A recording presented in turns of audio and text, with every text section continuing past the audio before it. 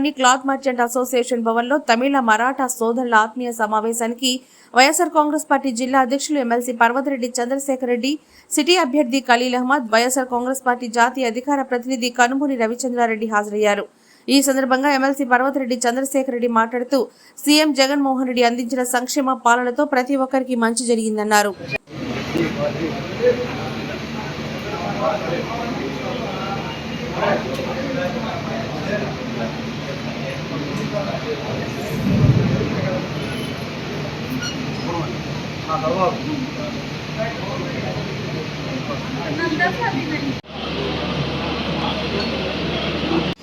అలాగే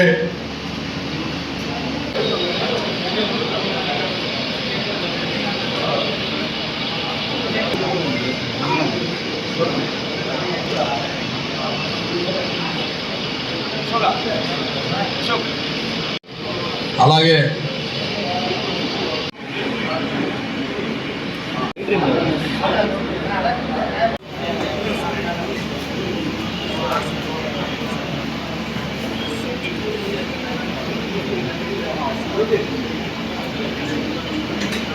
సైడ్ వస్తే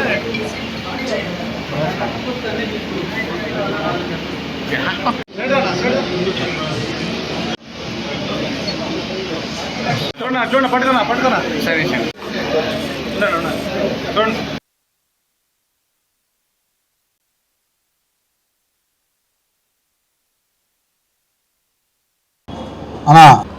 మొదటిగా వేలూరు మహేష్ అన్న గురించి నేను చాలా కాలం నుంచి వినేవాడిని. సో సుమారుగా 22 సంవత్సరాల వయసులోనే కార్పొరేటర్ కావడం, ఇంత లాంగ్ స్టాండింగ్లో ఒక మంచి పేరు తెచ్చుకోవడం అంటే ఈ రోజుల్లో చాలా కష్టం. సో నేను ప్రధానంగా వినింది ఏంటంటే ఇక్కడ అన్ని జైన్ కమ్యూనిటీ కానీ ఇలా మీలాగా తమిళియన్స్, మరాఠియన్స్ ఇట్లా అన్ని రాష్ట్రాలకు చెందిన వాళ్ళంతా కూడా సుమారుగా ఈ ఏరియాలోనే, ఈ వార్డులోనే, డివిజన్లోనే ఉంటా ఉన్నారు. సో మీరందరూ కూడా ఏం కోరుకుంటారంటే ప్రశాంతంగా ఉండాలి, మా వ్యాపారాల జోలికి కానీ మాకు కానీ ఇబ్బంది లేకుండా జరగాలనని మీ ఆలోచన ఉంటుంది. దానికి తగ్గట్టుగా మహేష్ ఎప్పుడూ కూడా కమిటెడ్గా ఏ సమస్య వచ్చినా కూడా మీకు అండగా ఉండడం, మీకోసం ఎప్పుడు ఎక్కడికి రమ్మన్నా కూడా వచ్చే విధంగా తను మీ అందరికీ అండగా ఉంటాడు. నేను ఈ సందర్భంగా మీ అందరికీ కూడా తెలియచేస్తా ఉన్నాను, మహేష్ అన్నకి ఎప్పుడు కూడా పార్టీ అండగా ఉంటుంది. ఒక మంచి లీడర్, తనకి ఇంకా కూడా చాలా మంచి భవిష్యత్తు ఉంది. అలాంటి వ్యక్తికి పార్టీ ఎప్పటికీ సపోర్ట్గా ఉంటుంది. మీరందరూ కూడా తనకు అండగా ఉన్నందుకు మీ అందరికీ కూడా ఆ సపోర్ట్ ఉంటుందని నేను మనస్ఫూర్తిగా తెలియచేస్తా ఉన్నాను. ఇంకొక 2 మాటలు చెప్పి క్లోజ్ చేస్తాను, ఇప్పటికి సమయం అయింది కాబట్టి. జగన్మోహన్ రెడ్డి గారు ఎప్పుడు కూడా ఒక మాట చెప్తే ఆ మాట మీద నిలబడాలా, మనం చేయగలిగిందే చెప్పాలి అనే ఆలోచన కలిగినటువంటి వ్యక్తి. సంక్షేమ పథకాల గురించి మొదట్లో చంద్రబాబు నాయుడు గారు ఇన్ని పథకాలు చేయడమే కుదరదు, 5 ఏళ్ళు ప్రభుత్వం కూడా ఉండదు, ఇంపాసిబుల్, ఇన్ని కానీ జరిపితే మన రాష్ట్రం శ్రీలంక అయిపోద్దని చెప్పాడు. కానీ జగన్మోహన్ రెడ్డి గారు 5 సంవత్సరాల పాటు ప్రతి పథకాన్ని కూడా ఎన్ని బాధలున్నా, ఎన్ని కష్టాలున్నా అవసరమైనటువంటి ప్రతి ఒక్కరికి కూడా అందించారు. అదే కాదు, అభివృద్ధి కార్యక్రమాలు కానీ ఉద్యోగాలు కూడా. ఉద్యోగాల గురించి నేను ఒక చిన్న మాట చెప్తాను.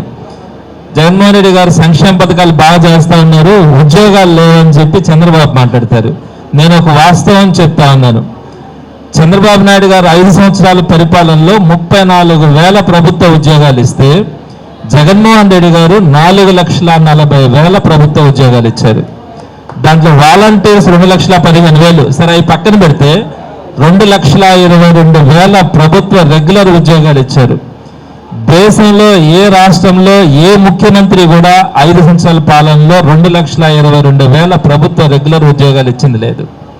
అట్లాంటి వ్యక్తిని పట్టుకొని 34,000 ఉద్యోగాలు ఇచ్చిన చంద్రబాబు నాయుడు నువ్వు ఉద్యోగాలు ఇవ్వలేదు, నువ్వు అన్ని సంక్షేమ పథకాలుగా ఖర్చు పెడుతుంటావు అని మాట్లాడతాడు. ప్రతి ఒక్కటి కూడా అబద్ధం. చంద్రబాబు నాయుడు గారు చెప్పేది ఏంటంటే హైదరాబాద్ నేనే సృష్టించాను, హైదరాబాద్ నేనే కట్టానంటాడు. ఈడ నారాయణ ఉన్నాడు, ఆయన చెప్తాడు నెల్లూరు నేనే సృష్టించాను, నెల్లూరు అభివృద్ధి నా వల్లే జరిగిందంటాడు. ఒక్కటి అడుగుతా, నేను ఎప్పుడు కూడా ప్రెస్ మీట్ పెట్టినప్పుడు, నారాయణ గారు 100 కోట్ల రూపాయలతో మీరు ఏదైనా స్టేట్ గవర్నమెంట్ నుంచి ఫండ్ తీసుకొచ్చి నెల్లూరులో అభివృద్ధి చేసింది ఒక్కటి చూపించండి, నేను రాజీనామా చేస్తానని కూడా చెప్పాను.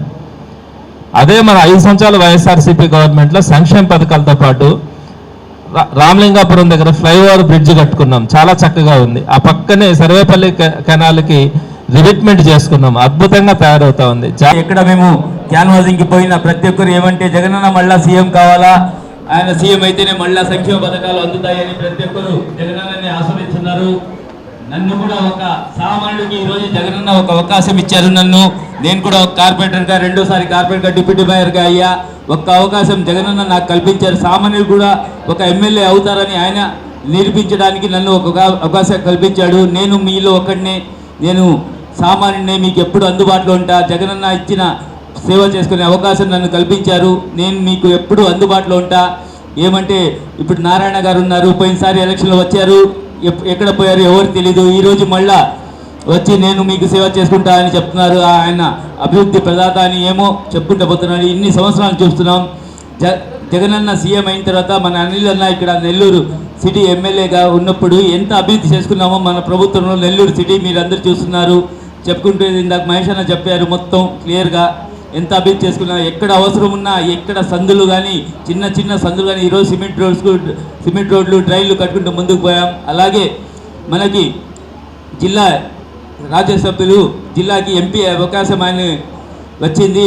మన విజయసాయిరెడ్డికి నెల్లూరు జిల్లా ఎంపీకి అవకాశం వచ్చి ఇక్కడ నిలబడ్డారు. ఆయన వచ్చిన తర్వాత మనకి ఇంకా ఒక సంతోషం, ఎందుకంటే ఆయన రాష్ట్రంలోనే నెంబర్ 2 నాయకులు అంటారు. జగన్మోహన్ రెడ్డి తర్వాత ఏం పని చేసుకోవాలంటే విజయసాయిరెడ్డి అన్న మనకు తోడుగా ఉన్నారని ఒక ధైర్యం. ఈరోజు మన 46వ డివిజన్ సంబంధించి మన మరాఠీ సోదరులు, అలాగే మన తమిళ సోదరులు వాళ్ళందరూ కూడా కలిసి మనం ఇక్కడ ఒక ఆత్మీయ సమావేశం జరుపుకోవాలని చెప్పి నిర్ణయించుకున్న తర్వాత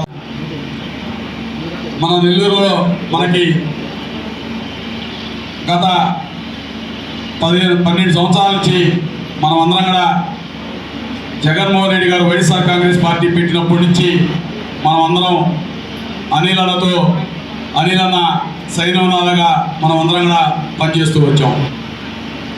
నిజంగా మనకి అనిల్ అన్న నెల్లూరు నగరంలో పోటీ చేయడం లేదు, నర్సరావుపేట ఎంపీగా పోతున్నప్పుడు తెలిసిన తర్వాత మనం అందరం కూడా ఎంతో బాధపడ్డాం.